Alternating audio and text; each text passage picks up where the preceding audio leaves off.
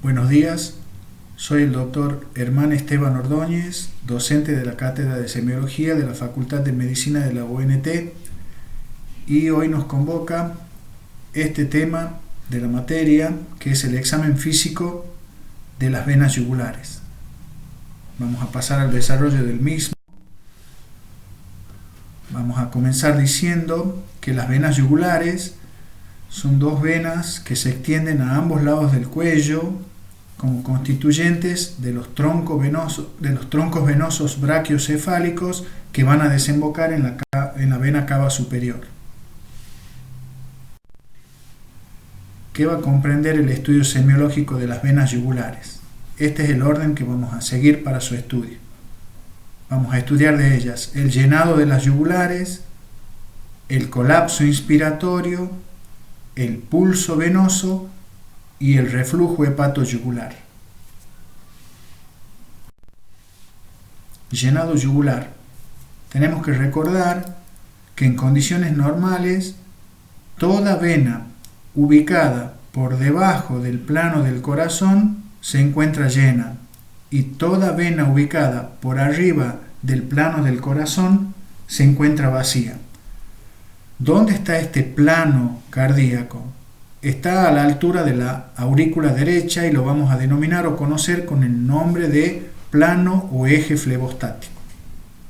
Como no es accesible desde el punto de vista semiológico este plano o eje flebostático, vamos a recurrir a un reparo anatómico al cual sí tenemos acceso desde el punto de vista semiológico y que no es otra cosa que un plano que vamos a denominar plano de Lewis, que pasa a nivel del ángulo de Lewis. El plano de Lewis pasa por el ángulo de Lewis y es el plano que vamos a considerar como eje cero o punto cero de la presión venosa. Sabiendo que entre el plano de Lewis, repito, siempre paralelo al piso, ¿sí? O sea, siempre horizontal, y el eje flebostático o nivel de la aurícula derecha, hay una distancia aproximada de 5 centímetros. Si al paciente le hiciéramos el examen de sus venas yugulares en posición de pie, en condiciones fisiológicas nunca llegaríamos a ver la columna venosa. Es por ello que se recurre a un pequeño artefacto que es inclinar el cuerpo del paciente hasta los aproximadamente 30 a 40 grados, lateralizarle la cabeza y observar qué sucede con la columna venosa a ese nivel. En condiciones fisiológicas, esta columna venosa de la vena yugular no debe sobrepasar los 2 centímetros o 2 traveses de dedo por arriba de la clavícula. Ese es un llenado yugular normal. Aquel que no supera los 2 traveses de dedo por arriba de la clavícula con el paciente con su cuerpo inclinado a 30 grados. ¿Sí? ¿De qué depende el llenado de esta vena? De que la vena esté permeable, es decir, de la permeabilidad venosa y de cuánto haya o exista de presión venosa central. ¿Qué alteraciones puede tener este llenado de las yugulares? ¿Sí? Puede ser que el llenado venoso supere el nivel normal que acabamos de mencionar, es decir, que con el paciente ubicado en la posición que acabamos de describir, el llenado de las yugulares supere los 2 traveses de dedo por arriba de la clavícula. Si eso sucediera, el paciente tiene ingurgitación yugular. Ingurgitación yugular, entonces, redondeando, es el llenado venoso por encima del nivel considerado normal, que es el que ya hemos descrito. ¿Qué posibilidades hay con respecto a la ingurgitación yugular? Que comprenda a una sola de las yugulares o que el llenado o ingurgitación yugular sea bilateral. ¿Por qué es importante distinguir entre una ingurgitación yugular unilateral con una ingurgitación yugular bilateral? Porque las causas que los provocan son diferentes. En el caso de que nos encontremos con una ingurgitación yugular de una sola de las yugulares, pensamos en 2 probabilidades. O esta vena tiene una compresión extrínseca o esta vena tiene una obstrucción intrínseca. Entonces, causas de ingurgitación yugular unilateral la constituyen la compresión extrínseca de la yugular o la obstrucción intrínseca de esta vena. ¿Qué causas hay de compresión extrínseca de las yugulares? Ejemplos, los tumores cervicales, de diversa naturaleza, por ejemplo de la tiroides, por ejemplo tumores de origen ganglionar, tumores del vértice del pulmón, pueden provocar una compresión extrínseca de la vena yugular y provocar su ingurgitación de un solo lado. ¿Qué otra posibilidad hay? Que comprima por fuera a la vena y provoque su ingurgitación unilateral. Una dilatación patológica de la arteria aorta a nivel de su callado. La dilatación patológica de una arteria recibe el nombre de aneurisma. En este caso, la arteria comprometida es la arteria aorta a nivel de su callado, es decir, que el aneurisma aórtico de su callado, por compresión extrínseca, provoca ingurgitación yugular unilateral. Si fuera del lado izquierdo, se denomina signo de González-Sabatier. ¿Qué otra posibilidad habíamos dicho como responsable de la ingurgitación yugular unilateral? Que la vena tenga una obstrucción, pero en este caso intrínseca. ¿Qué puede obstruir intrínsecamente una vena? La formación de un coágulo intravascular en la luz de dicha vena, proceso que conocemos con el nombre de trombosis. Es decir, la trombosis o coagulación intravascular, cuando afecta a una vena yugular, provoca la ingurgitación unilateral de la misma. Resulta que el paciente, en lugar de tener ingurgitada una yugular, las tiene ingurgitadas a ambas yugulares. Es decir, que el paciente tiene una ingurgitación yugular bilateral. Acá la situación se modifica, las causas son distintas. Esta ingurgitación yugular bilateral puede tener causa venosa, puede tener causa cardíaca o puede tener una causa no cardiovascular. Entonces, veamos, ingurgitación yugular bilateral, pero de causa venosa. ¿Qué tiene que suceder para que ambas venas yugulares, ambas, estén ingurgitadas y esa causa sea de causa venosa? ¿Dónde tiene que estar la obstrucción venosa para que se ingurgiten ambas yugulares? Tiene que estar a nivel de la vena cava superior. O sea que tenga una obstrucción, pero en este caso la vena cava superior, por una compresión extrínseca o por una trombosis de la vena cava superior, provoca una hipertensión venosa, ingurgitación yugular, pero en este caso de ambas yugulares. ¿Qué otra posibilidad existía? Dijimos que podía haber ingurgitación yugular bilateral de causa cardíaca. ¿Qué patologías cardíacas pueden terminar provocando ingurgitación yugular bilateral? En primer lugar, la insuficiencia cardíaca derecha o global. Es decir, un corazón derecho que no es capaz de mantener un volumen minuto adecuado y genera de manera retrógrada éstasis circulatorio. Este éxtasis circulatorio o enlentecimiento circulatorio termina provocando una ingurgitación yugular bilateral. La insuficiencia cardíaca global, es decir, de ambos ventrículos, se comporta de igual manera, provocando éxtasis circulatorio venoso, ingurgitación yugular bilateral. ¿Qué otra causa cardíaca tenemos de ingurgitación yugular bilateral? Patologías que involucren al pericardio. Como ustedes bien recuerdan, el pericardio es una membrana serosa que recubre al corazón, posee dos hojas, una hoja visceral y una hoja parietal. Estas hojas tienen entre sí una pequeña e imperceptible cantidad de líquido. Cuando ese líquido pericárdico aumenta, hablamos de que la persona tiene un derrame pericárdico. Y cuando ese derrame pericárdico alcanza un determinado volumen, esta persona tiene un taponamiento cardíaco.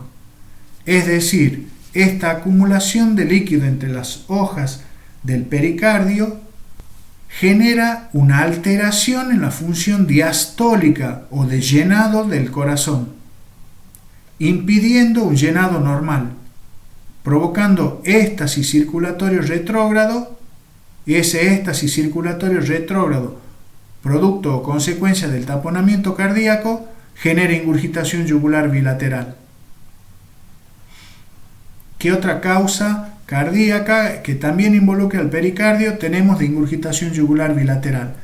La inflamación del mismo o pericarditis, pero no cualquier pericarditis, sino las pericarditis que curan y en la reparación o curación del proceso inflamatorio generan tejido fibroso retráctil que provoca una verdadera constricción cardíaca que lleva a la disfunción diastólica, es decir, una dificultad para el llenado cardíaco que provoca éxtasis circulatorio retrógrado e ingurgitación yugular bilateral. Es decir, el otro ejemplo son las pericarditis constrictiva, por ejemplo, la que se produce durante la sífilis, por ejemplo, durante la tuberculosis, son ejemplos de pericarditis constrictiva.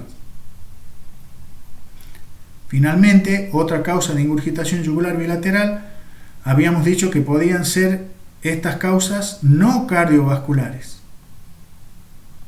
Son aquellas causas en las cuales se produce un aumento de la presión intratorácica que impide un retorno venoso adecuado.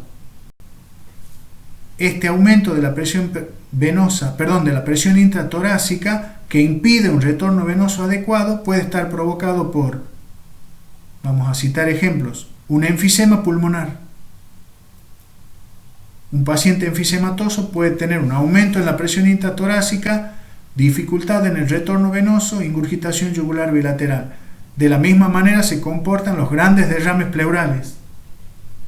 Los grandes derrames pleurales, por aumento de la presión intratorácica, pueden provocar ingurgitación yugular bilateral.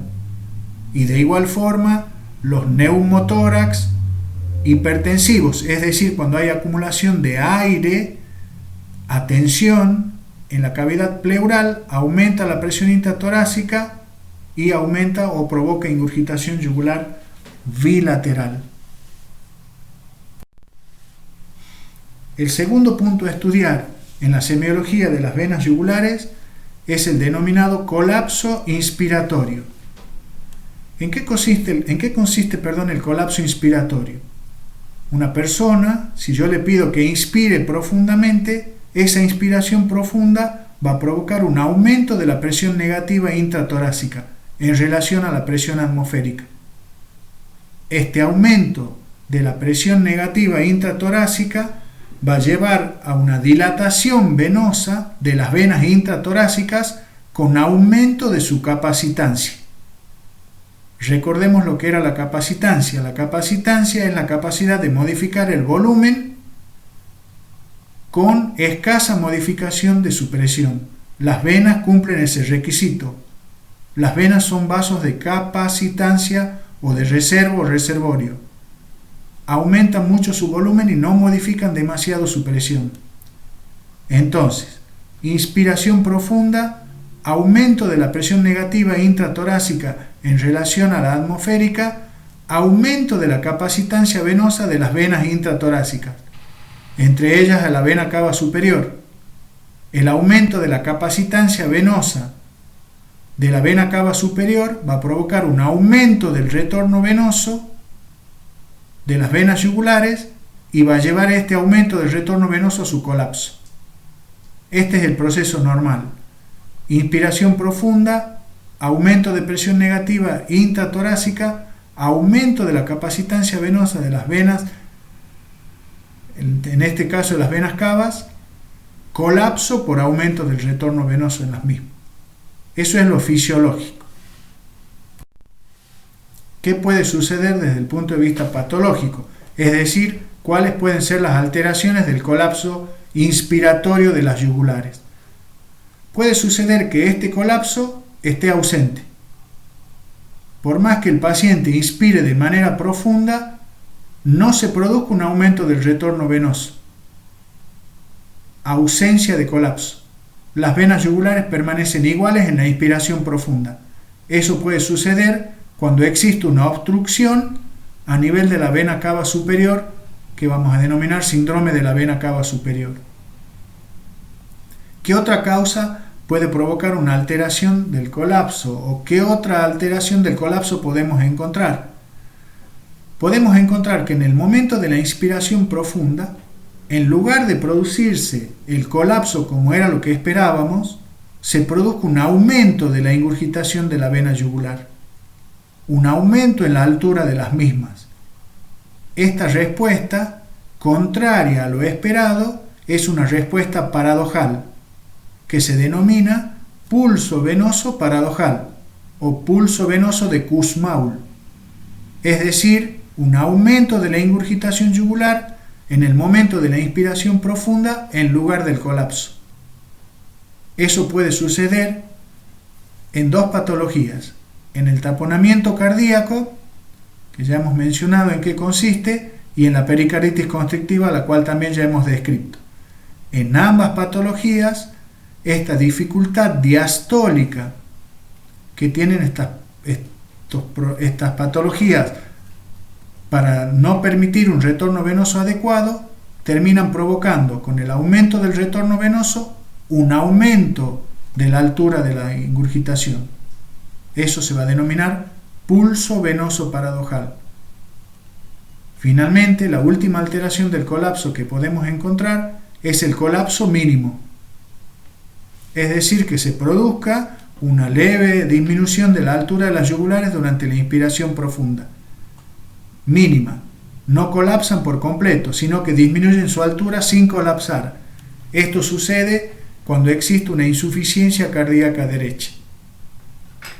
Las venas se encuentran reflexionadas, el aumento de la capacitancia no alcanza una magnitud tal como para provocar el colapso y solamente se produce pero de manera mínima.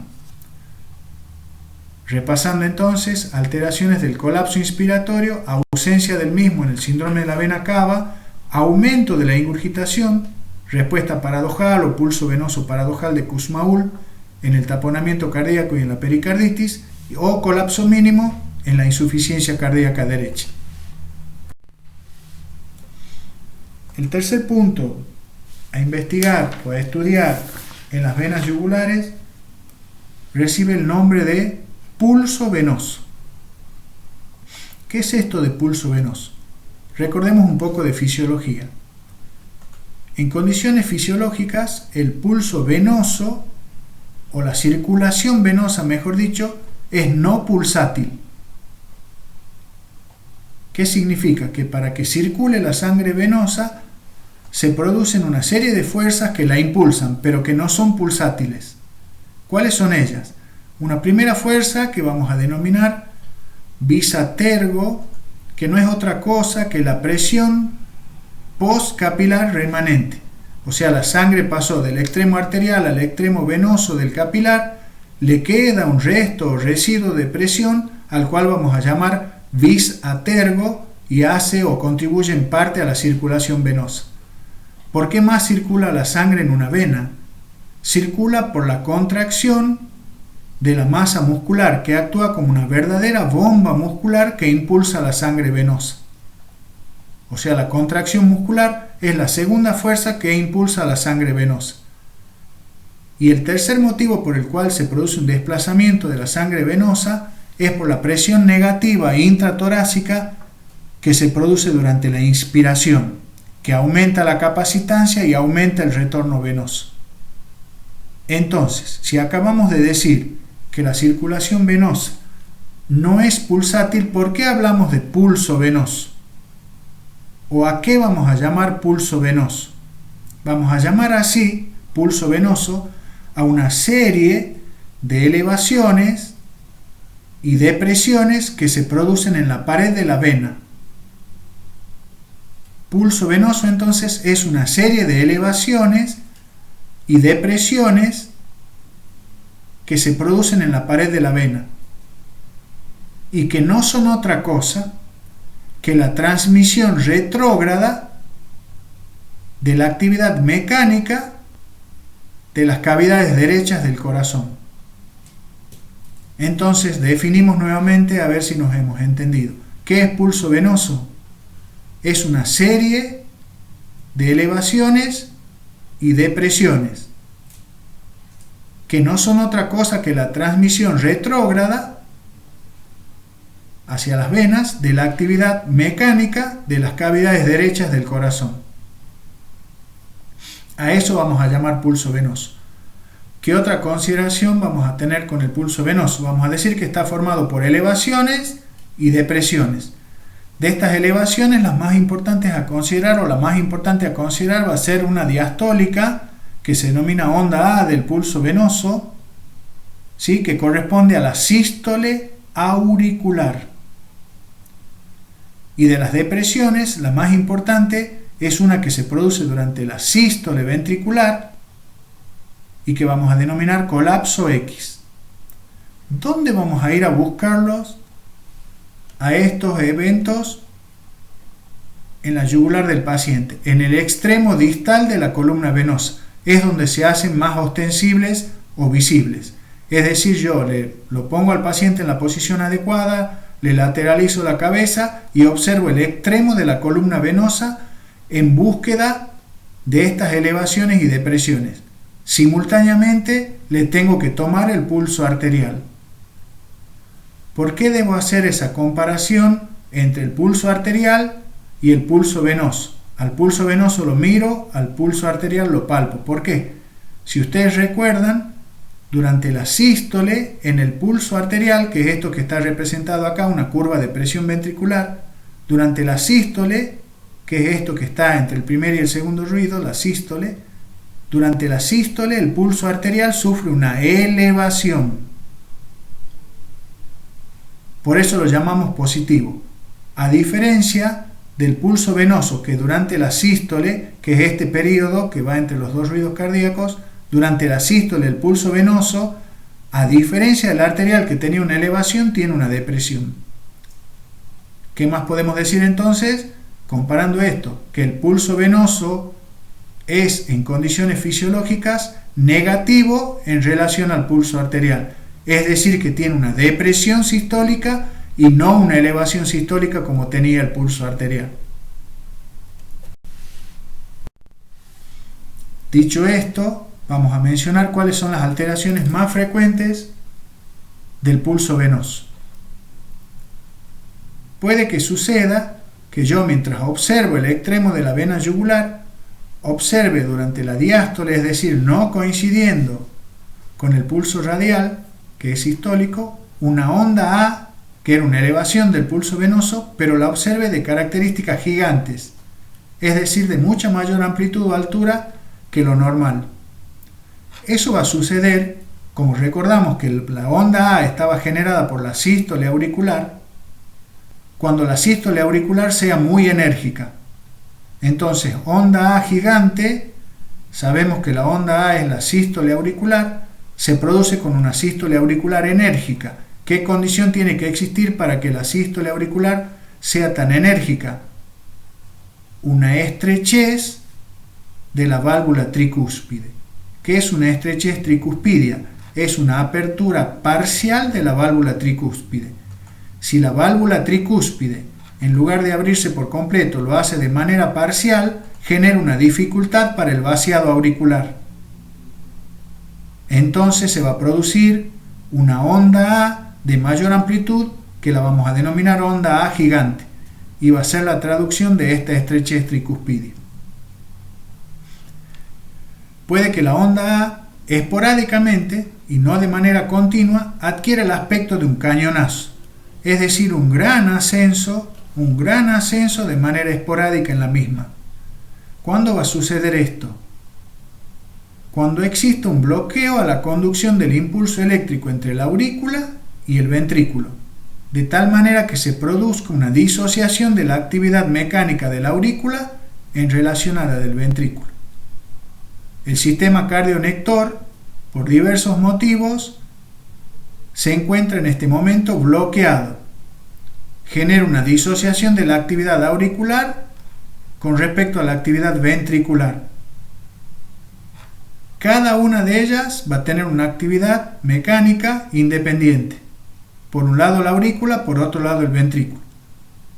Eso se produce en los bloqueos auriculoventriculares completos. Pero en algún momento puede que haya una concordancia de la contracción de la aurícula con relación a la contracción del ventrículo. En ese momento de la concordancia de la contracción auricular con la ventricular, en el pulso venoso puedo observar una onda A que voy a denominar en cañonazo, de gran amplitud o altura.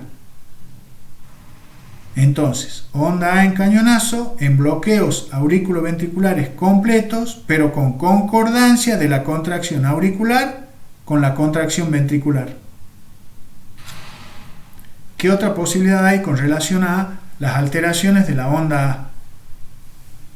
Que la onda A no la encontremos, no la veamos en el extremo de la columna venosa, esté ausente. ¿Qué significa? Que no hay una sístole auricular efectiva como sucede en la fibrilación auricular. La fibrilación auricular es una arritmia en la cual existe una contracción totalmente asincrónica de las fibras musculares auriculares.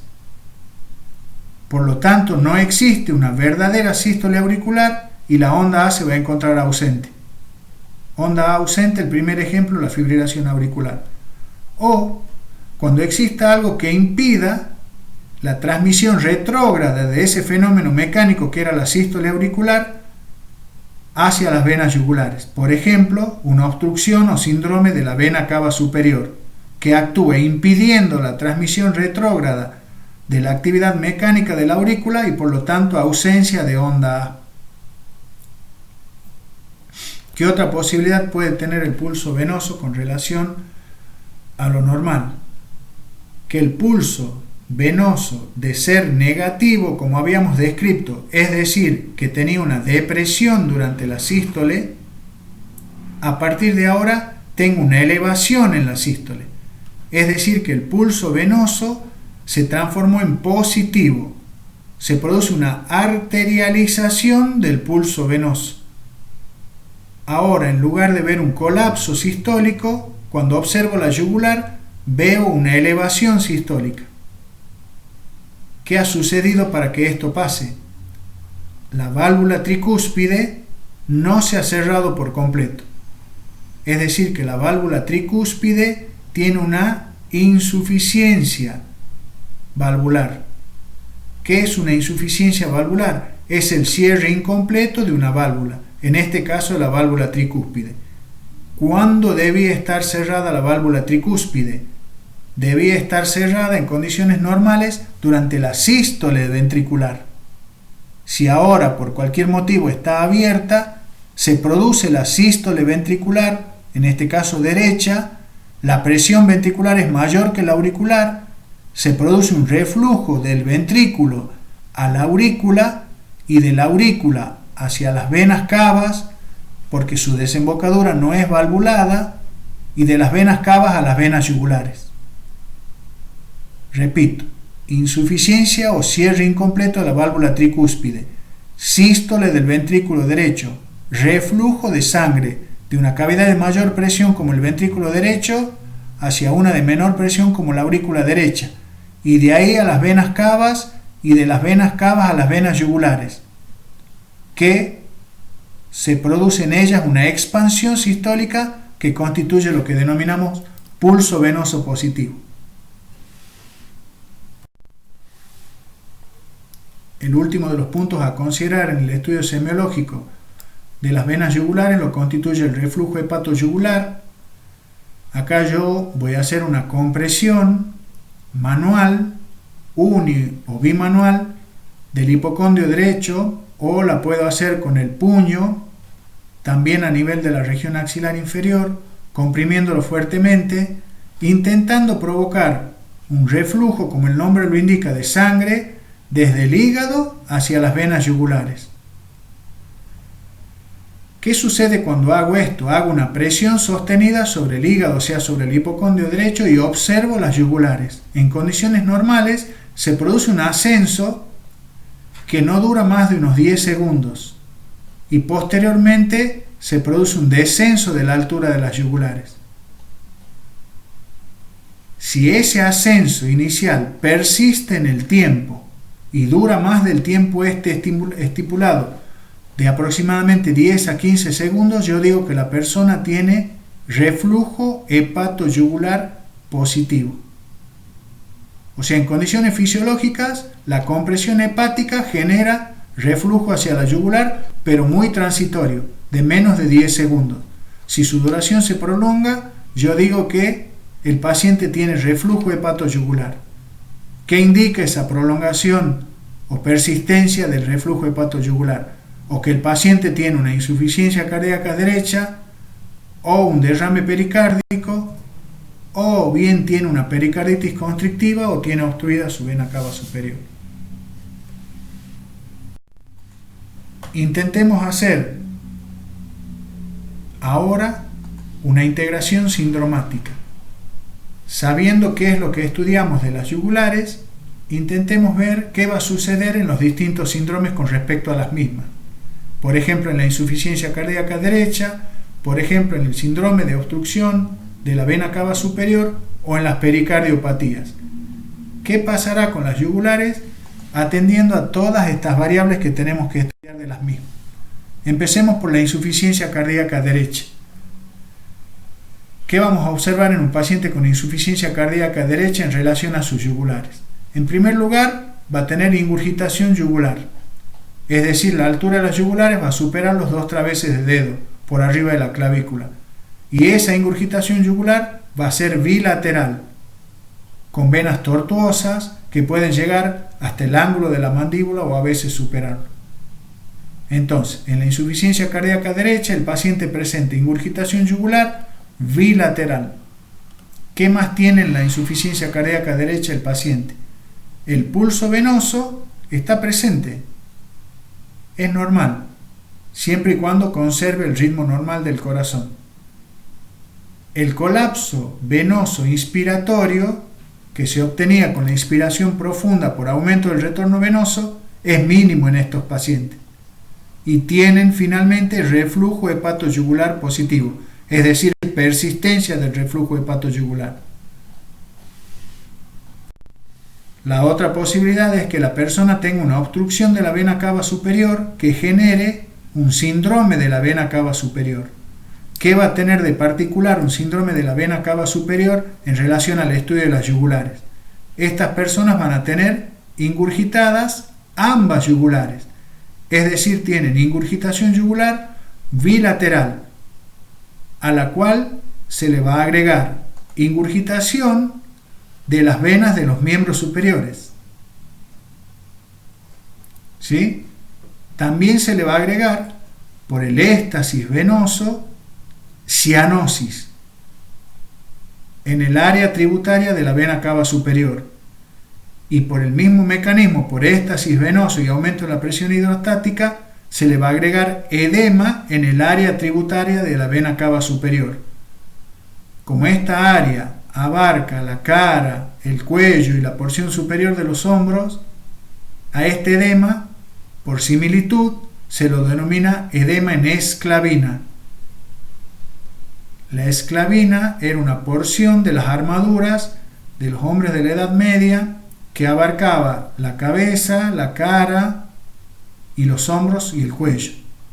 Por comparación al edema del síndrome de la vena cava se lo denomina edema en esclavina.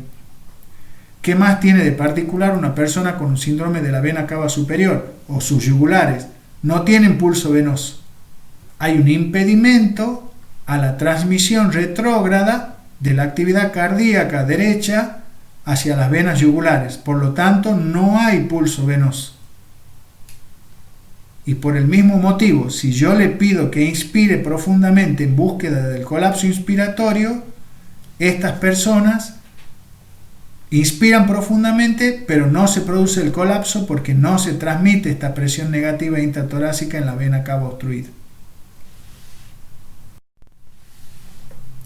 En las pericardiopatías que hemos mencionado, taponamiento cardíaco y pericarditis constrictiva, también nos encontramos con ingurgitación yugular bilateral, nos encontramos con un pulso venoso particular que vamos a llamar paradojal o de Kussmaul, que consistía en el aumento de la ingurgitación yugular durante la inspiración en lugar del colapso, y van a tener reflujo hepatoyugular positivo.